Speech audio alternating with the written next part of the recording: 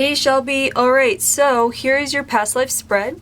So what we're going to do is we're going to see where you were, what you did with the majority of your time there, an important day with the relationships and the feelings involved, another important day with relationships and feelings, the death and lesson learned, and we'll get hints of time throughout. So all I'm going to do is relay to you the images and impressions that are coming through, and your job is going to be to try to make connections where you can based off what comes through here and your current life, and I'll try to help however I can too. Just keep in mind that you can make direct connections or opposite connections, which means directly means whatever's happening here would be a direct connection to what you're experiencing or what you may have experienced or will experience. And the opposite connection is when our soul experiences something, a lot of times it likes to come back to experience the opposite thing. So it can be like, for example, let's say you love a certain kind of food here. In this life, your current life, you might absolutely despise it or be allergic to it, or that kind of thing. But keep that in mind. All right, so we're going to start. So where we're going, this card is actually the nomad card. It means either one, there's a lot of movement, traveling, or there's no home base, or the place we're looking at just simply doesn't exist anymore. And so even when I was shuffling, it was weird because it felt like, first of all, before I laid this out, it felt like India. It felt just like India, but it's really kind of hard to put a finger on India. It's like there's a lot of this big, right? So what it feels like though, is I can say it feels north. So it feels like we're looking in northern India, and the feeling I get when I lay this card down, because it can also mean like, oh, well, we don't know where it is, or you move around a lot, or there's no home base, but yet we're getting India. What it feels like is, it feels like an abandonment or orphan kind of issue. So it feels like there's no home base in the sense of literally like not a home as far as like having a family or parents or anything like that. So the image coming through, or that came through, was of a woman kind of seeking, I guess for lack of better words, refuge, almost, I want to say in something like a temple or a monastery type of place where there are, but it feels like it's men, so it feels like more of like a monkish thing rather than like a nunnery. And it feels like either one, she gives birth in this place, passes, or two, she gives birth there and leaves, or three, she just gave birth and is on her own and is looking for a place for food and shelter, and it's like fresh after birth. So basically, this aspect of you feels like it was either born or a newborn that was brought to this sanctuary, monastery-ish kind of place that does have a religious tone to it, or spiritual tone, I guess you could say. And it feels, again, like it's men. It just feels like men in study, men with penman, writing things down, like just a lot of their time is spent, it feels like, writing things down. Hold on, okay. So at some point the woman leaves the picture. So again, I'm trying to feel this out. So it feels like she leaves, but it's almost the same feeling as she dies. So in that sense, it feels like you never see her again, is what it is. So, I mean, she might have passed, after that at some point. Well, obviously she did at some point, but it's just the feeling of not knowing your mother, being raised by these figures in this place. And I'm just going to go ahead and just call it a monastery just for a better term, but it's sometimes the language is a little weird.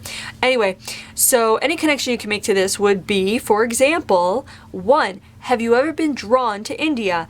And if not, I would definitely say just like look at photos of it, the land, or even more specifically northern India, and look at, I want to say like the layout of the land, but also kind of like look at the villages, look at the towns, not necessarily like any of the like hip modern like cities right now. I mean, and you might be drawn to that as well, but this feels like we're looking at a place that is more like rural, or more like, I hate to say rural because it's not like countryside, but it is like part of a town. So it's like on the outskirts of a town kind of thing. Like this place would be the worshiping arena for this town. It feels like the town is sizable, but it's almost like today we would see this as kind of like a small town, whereas back then it might have been maybe even a hub. And when I say back then, this feels like we're looking at a time, I'm trying to see if there's,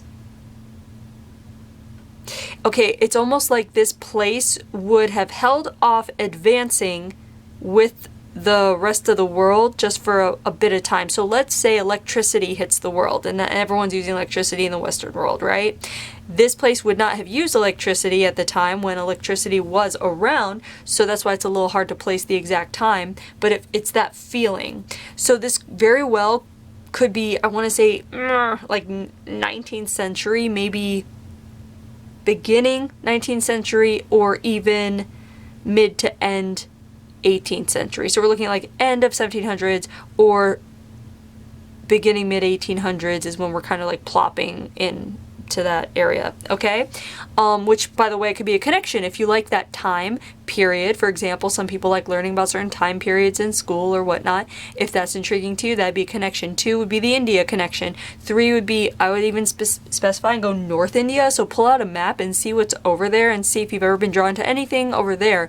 It could be landscapes, it could be architecture, culture, language, food, anything that would connect you to that area. Also, how you can be making connections to that. If you ever have seen photos of the area, that would be a connection if you felt any kind of trigger or emotional pull towards it. It could be the kind of thing where you're like, oh, I wanted to go vacation there, or something like that. So check it out, see how you connect to that. And if not, that's perfectly fine.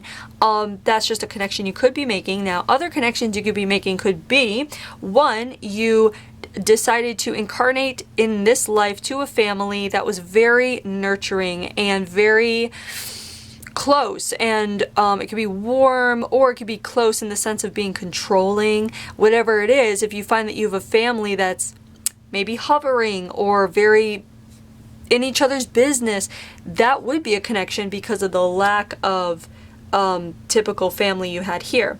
As well, we're looking at the mother connection. So if you find that, if you've ever been clingy with your mother or been very, very close with your mother, and clingy I mean as a child, like if you didn't want to leave her side kind of thing, close with your mother, or you've had issues with your mother, that would be a connection too, because even having issues with your mother, it could be that we're looking at a karmic relationship where she abandoned you here, so she chose to make up for that in your current life. And if you've ever had any issues with her in the sense of butting heads, I guess, that would make a lot of sense as far as your soul recognizing the abandonment issue, and it's trying to come to terms with forgiveness in that sense. On the other hand, the clinginess or the loving or closeness could also be another connection you could be making, simply because the lack of mother in that life being made up with the mother in this life. So keep that in mind. Another connection with basically it's a family theme. So another connection could be if you were an orphan, or if you did feel neglected, or if you did feel abandoned, or if you did have a parent missing. That kind of thing could perpetuate into another life. So keep that in mind, because why it would perpetuate, for example, would be in this life if you didn't fully learn forgiveness or understanding of why you were left in this life. That's when a soul would want to come back to understand and learn that lesson. So there are some connections you could be making, but basically there's a very interesting family theme coming up as far as neglect, abandonment, or possessiveness, clinginess. Which the word possessiveness, if you are possessive over, it could be your siblings too, if you have siblings, or parents. Possessiveness would be because the lack of here would make your soul really crave that in this life. So make connections where you can with that. Okay, let's see. So there is also the connection you could be making with this whole brothership issue. There's 2 things coming through. Either 1, you could be someone that has been drawn to or has attracted men to your life where you are able to get along easily. These men are not toxic. They are men that don't do that whole toxic masculinity thing, which is hard to find brothers or friends like that, but it could be that you have drawn those people to you because of what you experienced here. On the other hand, you could be someone who craves female friendship and gets along very well with females because of the overwhelming the overwhelming masculine energy around you in this life. Here being brought up by mostly men. So it could be in this life that you yearn for the feminine aspect, so to speak, either within yourself or others. So keep that in mind as well. Now we're going to go to what you did with the majority of your life here. So what's interesting is we have the food card, and what happens is they put you to work kind of to give you tasks to do as they raise you. I'm trying to it feels like there's like this is not the first time they've done this, or it's almost like there's someone else. Okay. So it's almost like there's someone else they've raised and has stayed with them but has not become monkish, so to speak. Like this person's other male, it feels like he's in the kitchen. It feels like the person who runs the kitchen was another person, another young man they raised because of a similar circumstance. And it feels like there's a similar circumstance because of the times. And it feels like there's something about poverty and something about young women not being able to keep their children and not being married. And it's kind of like this is a place, it's not an uncommon thing, I feel like, for this like time period and in this country or whatever, for women who are pregnant and unmarried to kind of drop their kids off, so to speak. So it feels like he's another one, and there's a mirroring aspect in there that you see in him, and so he kind of takes you under his wing, as do the monks, but ultimately this man kind of becomes like a brother to you. It's like an older brother figure. It feels like there's a very fast bond, and it also feels like this is someone that would be in your life, quite frankly, currently. It feels like he's showing up for a reason. This is a brotherly bond. This is someone who in your current life, either one, continues the brotherly bond, continues the bond of mentorship. So if you find that you have a mentor or have had a mentor or are searching for a mentor, it's likely, if he hasn't shown up already, he will, in that sense of kinship, brotherhood. Those are the words coming through. So anyway, it seems like you grow up and you help him with the tasks of the kitchen, but it's more like just taking care of the monks and taking care of the place, the vicinity, but more so it's like you spend your time with the food.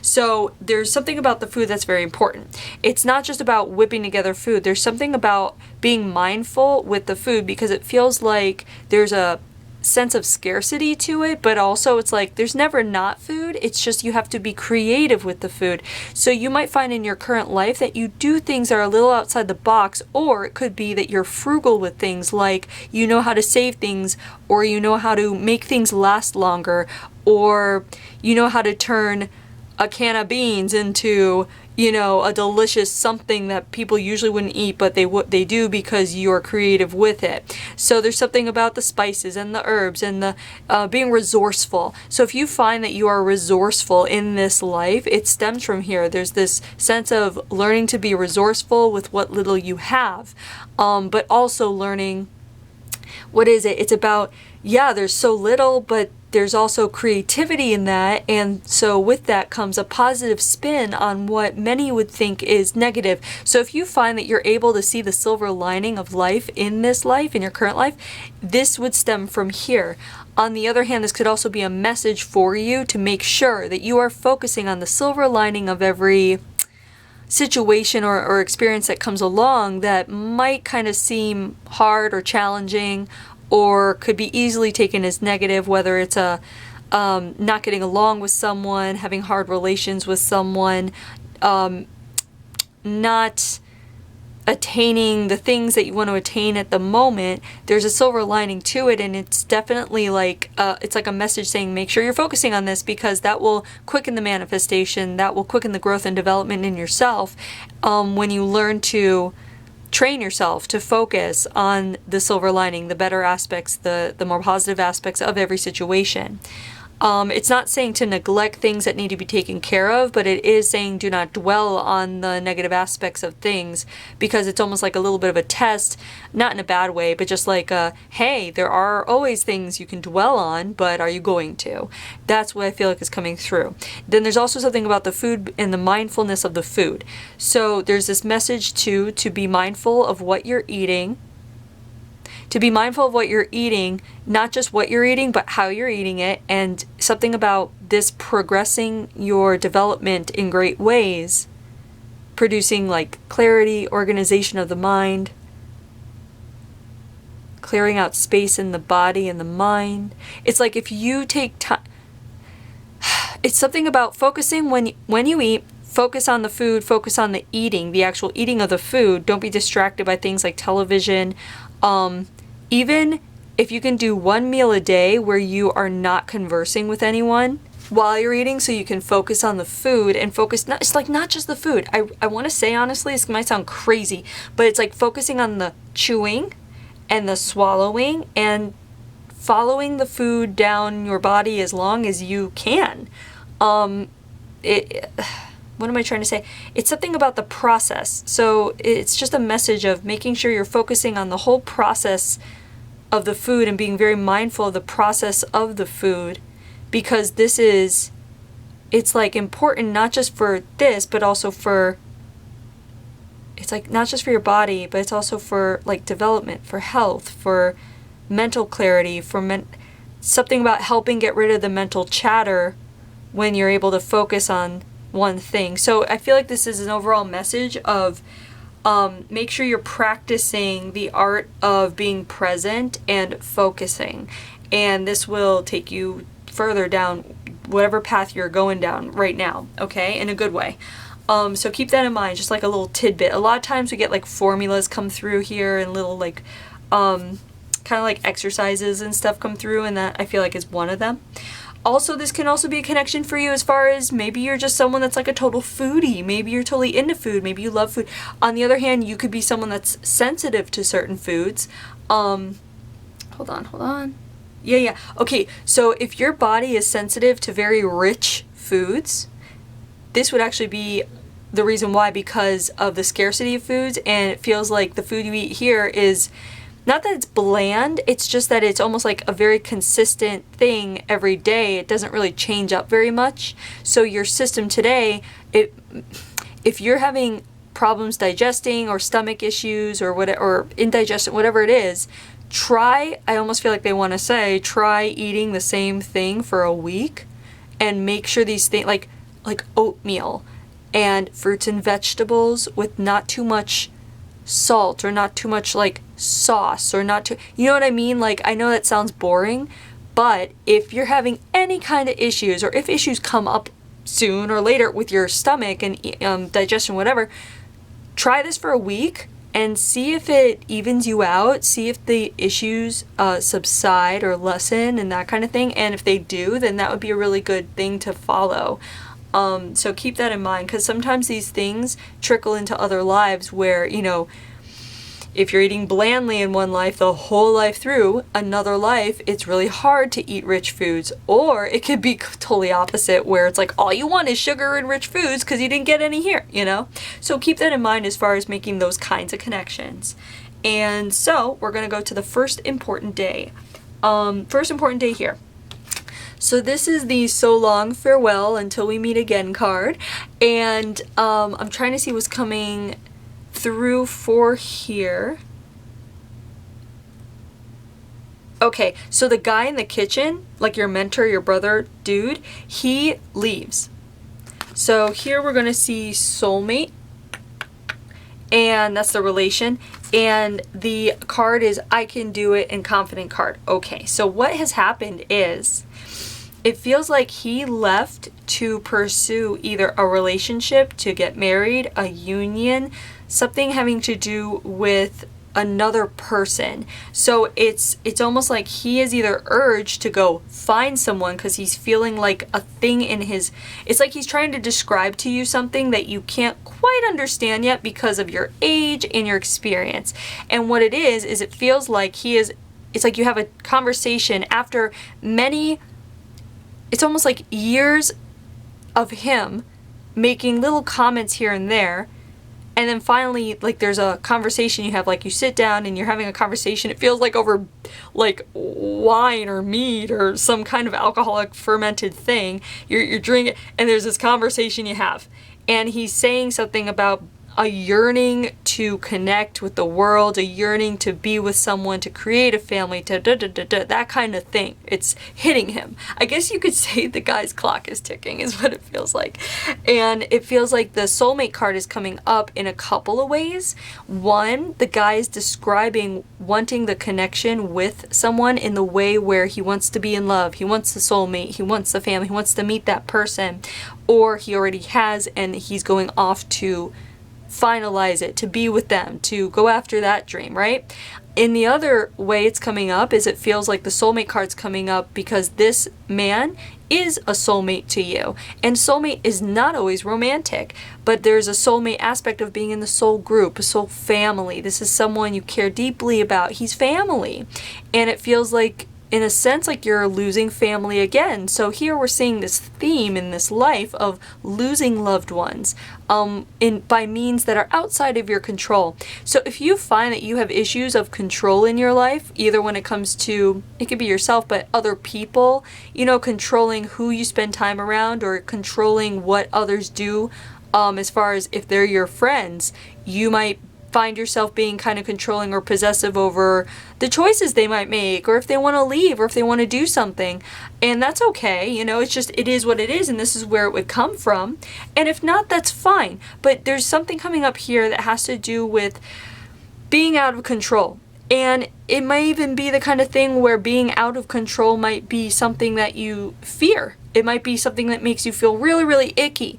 And if it does, this is simply coming up to show you that this is a part of you that you need to process and need to come to grips with and need to move past or understand more deeply and better in order to develop and grow more spiritually. So it's really an opportunity, if anything. So if you find that control is an issue in your life, then just see it as an opportunity to start to process and understand more deeply in yourself. Okay? So next we have this confident card coming up, and where this confident card comes up, or why it's coming up, is because with him leaving, you are now stepping into his shoes. So in a really weird way, you don't have a family, right? So when you have family, you have the parents and the grandparents. When the grandparents die, then the parents become the grandparents and you become the parents. Like, you know, that whole like natural life cycle kind of thing. So in a weird way, even though you don't have family, he's making it so that you at least get to feel what it feels like to step into the shoes of the next generation. So in this way, you are experiencing great growth because you have to let go and also step into a new role, a new position in your life. And this confidence card comes in because you know you can do it, you know what to do. It's just a little scary. So if anything, this could be a message for you that if there is something coming up in your life where there's going to be change, or you have the opportunity to create change in your life and you know it will be better overall, but it might be kind of scary, this would be a thumbs up, go ahead, green light, that everything will be okay, and that taking that risk and stepping outside of that box of comfort is going to reap you very, very great rewards once you move past that fear. So every time you face that fear and you take that risk, you're going to get wonderful things coming back. If not right away, then later in hindsight, you will see the benefits of taking that risk. So keep that in mind. If there's anything coming to mind, that's what we're talking about when we talk about taking that risk. If not, hold on to this because it may be coming up soon. So just know you do have a green light, thumbs up, go ahead for whatever it is that is either there now or coming up, where it might seem challenging or scary to make a big change in your life, make a decision, might be quitting a job, starting a new career, doing this or that. And you might not be seeing the light at the end of the tunnel now, but there will be a light at the end of the tunnel. You just sometimes need to take that first step out. Like you need to take that big step out in order to see the light, because from where you are, you can't see it. So it's scary because you need to take that step. You know what I'm saying? So keep that in mind and keep making connections here where you can. But there's also this theme, this theme of letting go. So there's a letting go of the mother figure that left you because you still haven't let go of her. Here, you're able to let go of him. And so that's the first step also in learning on how to let go of something that you have no control over, that the mother figure, you're never going to see her again. You won't have that moment that he gave you. Like, he gave you a gift in sitting you down and presenting you with the idea of, hey, the change is coming. You have to let me go, basically, kind of thing. So it was a great gift, and through that gift, you're able to start to mend the feelings you have with the mother figure in letting her go, letting an invisible figure go. It's one of the hardest things to do. So keep that in mind, because there is a theme here of forgiveness, and the more you're able to forgive those people in your life, it doesn't mean you're going to forget what they've done to you or forget any hurt that anyone's caused you or whatever it is. You still might be confused by it. But you can start forgiving, understanding everybody's a human being and nobody's perfect and people make mistakes. And when you're able to forgive and let go of it, you can create space within yourself for more and better experiences. So just keep that in mind, and make connections where you can. And if not, that's fine. But we're going to go to the next important day, okay? So here is the Conquered, They Have Come and Welcome card, and this means that there are new people arriving usually, and either they're enemies or they're allies. So I'm trying to see what's going on here. Now the card here is the Karmic card, and that usually means we're seeing people, or it can even be places, where you have a fast and fastidious relationship with them that you usually see again in your current life. Not always, but a lot of times. And then the feelings here is grateful. So what this feels like is, during this time, and this would be good to Google if you can, so we're looking at Northern India, we're looking at that time period I said, and then it looks like here we're looking at a for lack of better words, like a battle or an infiltration or a takeover or something where people are coming into your region and there is a clash. And I know I'm using weird language, but it's because it feels like it's not official. It doesn't feel like there's an official war, so I don't want to say there's a war. It feels like there is an infiltration of a peoples who comes into the region near you where you are, which all I can say is like Northern India, and it feels like there is chaos in the way where the people that come in, it's like they're trying to take over towns or cities or whatever, okay? So bear with me. And there are people who are running away. They're trying to run away from the chaos, from the violence, from the killings, from the whatever's happening, because there is violence. So they're running away, and it feels like your placement and also the fact that where you are is at this time still in to be honor bound. It's not attacked. Like monasteries, temples, sanctuaries are not attacked just by honor alone, it feels like, in this area. So it feels like in this day, this period, there's a lot of people coming in, finding your sanctuary, your monastery, to claim sanctuary for help, for food, for shelter, for healing, for it just there's a lot of chaos there. So it's like a lot of emotion coming through, and so it feels like during this time, it's almost like a whole week where you're welcoming, bringing people in to like bandage and feed and put to sleep, for rest, putting them in chamber beds. So it feels like so this card feels like people, like there are allies coming in for help because the bad guys are infiltrating their homes, so they're running away from that, if that makes sense. Sorry, I know it's like a long way to put it, but I was just kind of describing what was coming through as it's coming through. So it feels like you are feeding a lot of people and you are helping a lot of people, and this is a day when you it's almost like for the first time you feel worthy of yourself. Like you feel self-worth, you feel fulfilled because you're helping people in ways you've never helped people. You've seen the monks help people, like they've helped you and they helped that guy that left.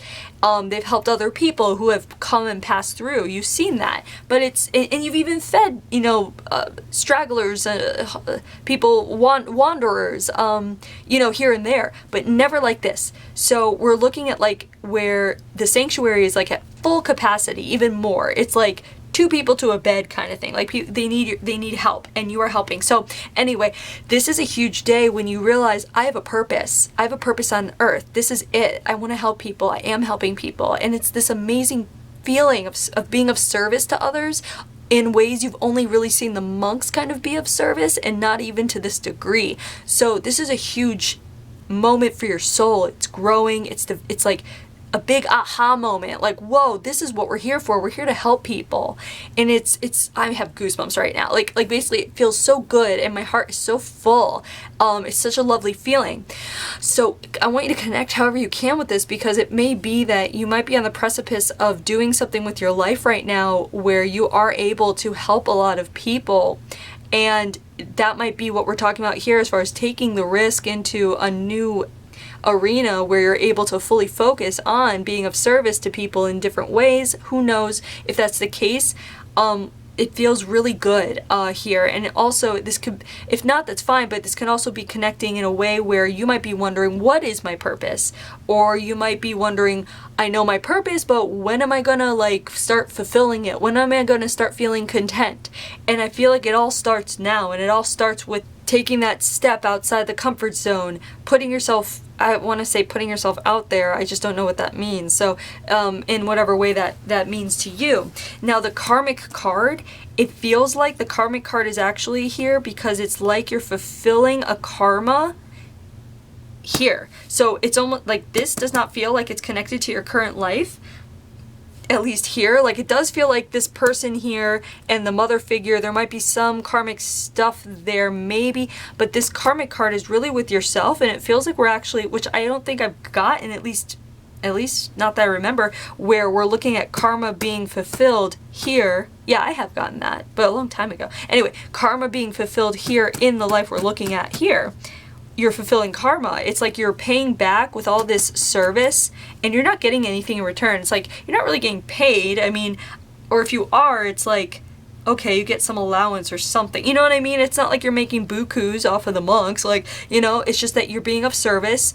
This is your home. You're being of service. You're giving yourself to the people, and it's like you're repaying a karma from another life even. So that's a really lovely feeling, and the feeling here is gratitude, and it's like all you can feel during that time is how grateful you are. You're grateful in order to, so that you're grateful to feel the feeling of fulfillment. Feel the feeling of fulfillment. Say that 10 times fast. That's what it feels like. It feels like you're having this beautiful moment, and it's funny because a lot of people feel like, oh, repaying karma is really hard and it sucks and you have to go through a hardship, and it's like, no, like I feel like this is a message that repaying karma can feel so gratifying and so loving and so wonderful and happy and great. And I feel like that's just like a message that wants to be passed along to you. That's like, just, I don't know, it's like a feeling of making sure that you immerse yourself in those feelings of gratitude, of grace, of heart-centeredness. There's a lot there. So it's like when you feel that happening in your heart center, when you focus on it and you're feeling this feeling, I wish you could feel this feeling. I'm sure you have. It's just like right now, it's like, oh. But to immerse yourself in it and it's almost like take advantage of it. When you feel your heart center open and full, take advantage of it and dwell in that moment. Dwell in that vibration and fill your whole being with it. That's what it feels like. There's this like cool like message of when you feel, again, when the heart center is open and full, to bring the feeling that you're feeling in your chest, in the heart, make it spread into every cell and every fiber of your being, and it's like drench your body in that as though it's like a golden light, and your whole body is glowing in the golden light, and that is going to lift you so high up into such a high frequency, and just to be there. And that's the frequency of grace and gratitude, and it's amazing. And that's all. I mean, I'm gonna leave you with that, and just make connections where you can here, however you can. And I'm gonna go ahead and move on to the death card.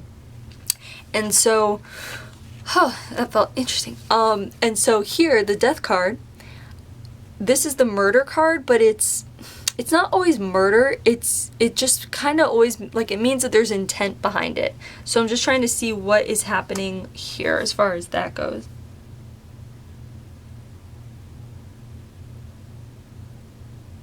You know, honestly, there's really nothing coming through except that the age that we're at here, it looks like the age of this man, he didn't live super long. It felt like maybe 40-ish. Okay, got it. So, okay, it was a quick robbery, and it was a murder, and it's like someone who is hungry and scared and poor and desperate, coming in wanting to rob the whole place of either, I think he was just so hungry, like all the food and the money, whatever is there, of all the valuables, and it feels like either, I'm trying to see if you're even aware of it, or if it's like, oh, he comes at you from the back or something. I think that this person is in such desperation, literally, I feel like they like stab you in the back, and I feel like they just kill you from the back. So that's it's a quick death. It's a tad bit painful, and then it's quick, because again, this person is desperate, and just, it's almost like starvation in a sense. It's very odd, and it's like he didn't want to ask for help for some reason. It could be he's a fugitive, it could be he's dangerous, or was in jail and escaped, or something like that. It feels like that kind of thing, like we're dealing with like a fugitive or a felon or something like that. So how you can connect with that would be if you have lower back pains or back pains, back aches, if there's a sharpness kind of pain in your back. I want to say the left side, but it could be anywhere in the back. So if your back hurts, or you know, that kind of issue, it would come from here, and it no longer serves you. So you're able to get rid of that, and it could be gotten rid of depending on, you know, how practiced you are in meditation and self-healing. You can do that, or hypnosis is really good for this as well.